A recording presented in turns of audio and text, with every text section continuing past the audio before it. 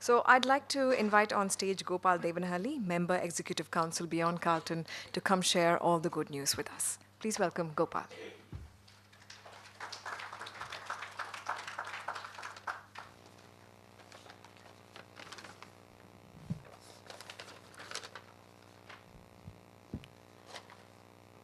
Yeah, good evening, ladies and gentlemen. It has been 8 years since the terrible tragedy of the fire in Carlton Towers. Beyond Carlton was set up shortly after that and has done a lot of work to bring the topic of fire safety to the attention of citizens and government officials. I'd like to spend a few minutes on what Beyond Carlton has done in the last 12 months and what we intend to do over the next few months. Beyond Carlton's purpose is that no life should be lost because of a fire accident. We have a long way to go to achieve that, but every small step counts. Our activities can be broadly classified into three areas.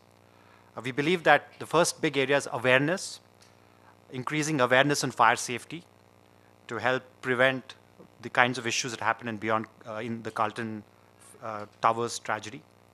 The second thing is what we broadly call advocacy, which is to ensure that there are new policies regarding fire safety that need to be created or existing policies that are already there, ensuring that compliance is happening.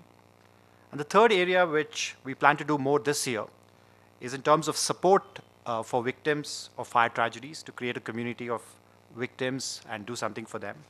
So these are the three broad areas that we're working in. We've been doing a lot of work in the awareness area. This last 12 months, we've become very active on the social media. We're both there on Facebook and Twitter. Every Monday, a fire safety tip is sent out to all the followers. I would encourage all of you to please follow both these accounts and retweet to your followers. In fact, there are people not only from other cities in India which reach out to us through this, but even from other countries. People have started reaching out to us based on these campaigns.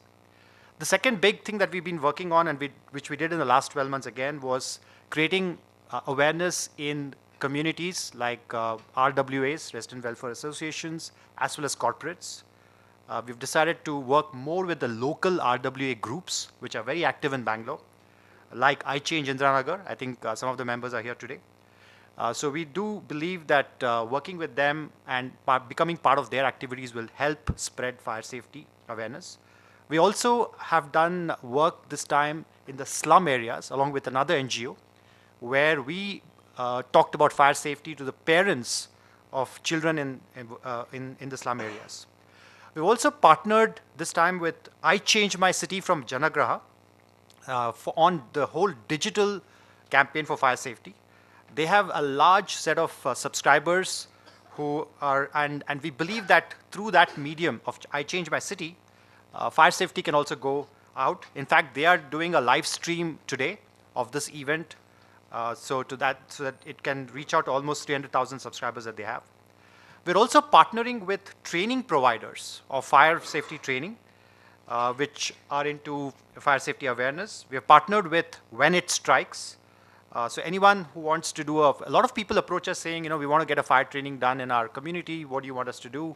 So now we have partnered with training organizations like When It Strikes. So please reach out to us and we can connect you with them. In fact, Beyond Carlton has become a go-to body for fire safety issues across India from a citizen's perspective.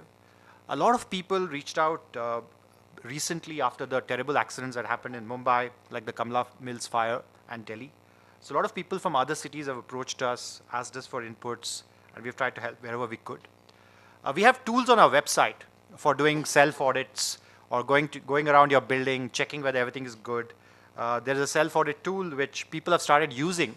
They've started downloading, and then they've started using to check in their either in their offices or in their apartments. So that's another thing which has happened. We've also, considering that the election season is going to happen in Karnataka very soon, we've also written to all the political parties saying that, look, take up fire safety in your manifesto. So that's something that we have done. Finally, I think from an advocacy perspective, we did a very big thing over the last few months. Working over the last 8 months, we've created what we believe is one of the first citizens based fire safety blueprint for a city in India. So Bangalore's fire safety blueprint, we've put it out there. It's a 5-year blueprint.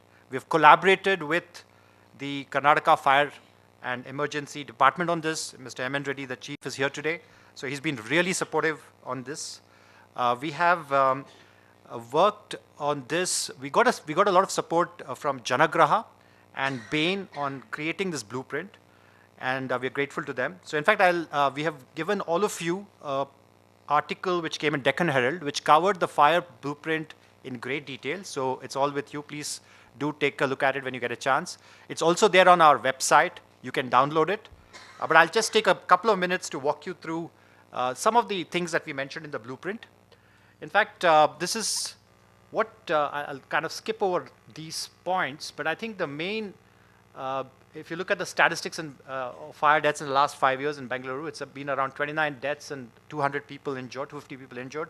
A lot of property loss also, which generally doesn't get taken into account. So what our goal, or what we have set out should be the goal for a city like Bengaluru, should be 0 fire cost deaths in Bengaluru in the next 5 years, and 50% reduction in injuries as well as property loss.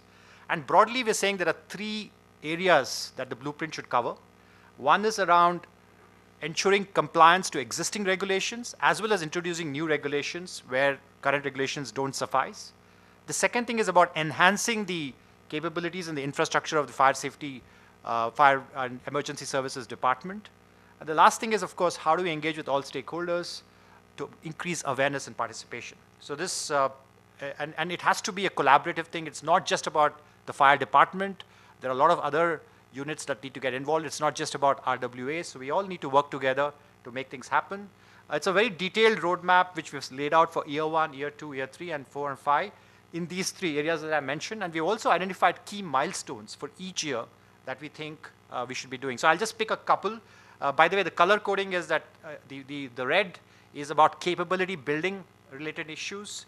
The orange or yellow is about regulations and compliance. And the third one is about awareness creation. So picking on a couple of things.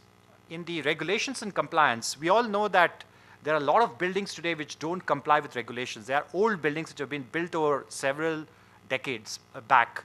It's not that they're going to suddenly start complying with the new regulations. So what we're saying is, can a new retrofit policy for older buildings be created and agreed upon and introduced? So that's one example of that, what we're talking about there. We're also saying, picking on the first piece, how do we expand volunteer force? Is there a way to study best practices across different cities and come up with a volunteer force which can work truly with the fire department during any accidents? So that's another example of that. In year 2, for example, and we've laid out these things saying that these are all easy things to do year on year and slowly build on the momentum. Year 2, for example, we're saying, can we come up with a public-private policy, which is already to some extent there, where private agencies can partner to create new capabilities that are required. So that's an example of that. In terms of regulations and compliance, how do you start doing more building? Can we come up with a critical buildings compliance inspection program and put it out there on the website so it's transparent?